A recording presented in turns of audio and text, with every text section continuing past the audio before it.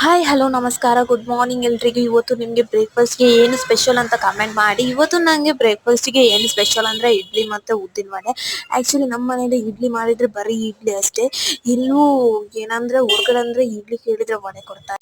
So free of cost ಅನ್ಕೋಬೇಡಿ, so extra charge ಹಾಕಿ ಕೊಡ್ತಾರೆ. ಬಟ್ ಕೊಡುವಾಗೆ ಅನ್ಕೋಬೇಕು ಫ್ರೀಯಾಗಿ ಕೊಡ್ತಾರ ಅಂತ, ಇಡ್ಲಿಗೆ ವಡೆ ಫ್ರೀಯಾಗಿ ಕೊಡ್ತಾರಂತ. ಬಟ್ ಏನೂ ಫ್ರೀ ಇಲ್ಲ, ಅದಕ್ಕೆ ಚಾರ್ಜ್ ಹಾಕಿ ಕೊಡೋದು. ನಾನು ಊಟ ತಗೋವಾಗ ಅಷ್ಟೇ, ಆಫ್ಟರ್ನೂನ್ ಊಟ ಅನ್ನ ಸಾಂಬಾರು ತಗೋವಾಗ 2 ಬಜ್ಜಿ ಹಾಕ್ತಾರೆ. ಸೊ ಇದು ನಾನು ಫ್ರೀ ಅಂದ್ಕೊಂಡೆ, ಅನ್ನ ಸಾಂಬಾರಿಗೆ ಸೈಡ್ ಡಿಶ್ ಆಗಿ ಬಜ್ಜಿ ಕೊಡ್ತಾರೆ ಅಂತ. ಮತ್ತು ಆಫ್ಟರ್ ಪೇ ಮಾಡಿದಾಗ ಗೊತ್ತಾಗುತ್ತೆ ಅನ್ನ ಸಾಂಬಾರಿಗೆ ಎಕ್ಸ್ಟ್ರಾ ಫ್ರೀಯಾಗಿ ಬಜ್ಜಿ ಕೊಟ್ಟಿರಲ್ಲ, ಸೊ ಅದಕ್ಕೂ ಎಕ್ಸ್ಟ್ರಾ ಚಾರ್ಜ್ ಹಾಕಿರ್ತಾರ ಅಂತ. ಸೊ ನಿಮಗೆ ಕೂಡ ಹೀಗೆ ಅನುಭವ ಆಗಿದೆಯಾ? ಹಾಗಾದ್ರೆ ಒಂದು ಕಾಮೆಂಟ್ ಮಾಡಿ.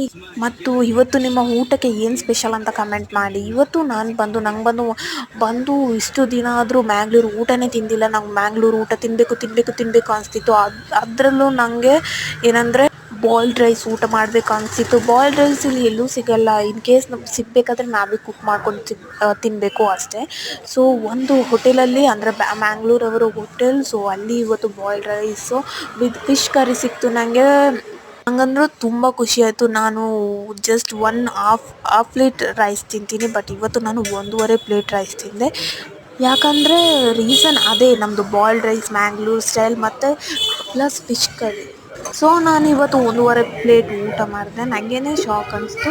ಯಾಕಂದರೆ ಬಂದು ಇಷ್ಟು ದಿನ ಆದಮೇಲೆ ಇವತ್ತೆಲ್ಲ ನಾನು ಮ್ಯಾಂಗ್ಳೂರ್ ಸ್ಟೈಲ್ ಊಟ ಮಾಡ್ತಿರೋದು. ಯಾಕಂದರೆ ನಂಗೆ ಮನೆಯೇ ಊಟ ಮಾಡಬೇಕು ಅನಿಸ್ತಿದೆ, ಬಟ್ ನಂಗೆ ಕುಕ್ ಮಾಡೋಕ್ಕೆ ಬರಲ್ಲ. ಮನೆಗೆ ಹೋಗ್ಬೇಕು ಅನಿಸ್ತಿದೆ, ಬಟ್ ಈಗ ಮ್ಯಾಂಗ್ಳೂರ್ ಸೈಡಲ್ಲಿ ತುಂಬ ಮಳೆ ಬರೋದ್ರಿಂದ ನಂಗೆ ಹೋಗಬೇಕು ಅನಿಸ್ತಿಲ್ಲ. ಸುಮ್ಮನೆ ಯಾಕೆ ಓದ್ದೆ ಹಾಕ್ಕೊಂಡು ಬಂದು ಹೇಗೇನು ಫೀವರ್ ಎಲ್ಲ ಬರುತ್ತೆ ಅಲ್ವಾ, ಏನು ವರ್ಕ್ ಮಾಡೋಕ್ಕಾಗಲ್ಲ. ಸೊ ಯಾಕೆ ಹೋಗೋದು, ಸುಮ್ಮನೆ ವೇಸ್ಟ್ ಅಂತ ಮಳೆ ನಿಂತ ಮೇಲೆ ಹೋಗೋಣ ಅಂತ ಅಂದ್ಕೊಂಡಿದ್ದೀನಿ. ಏನಾಗುತ್ತೆ ಅಂತ ನೋಡಬೇಕು.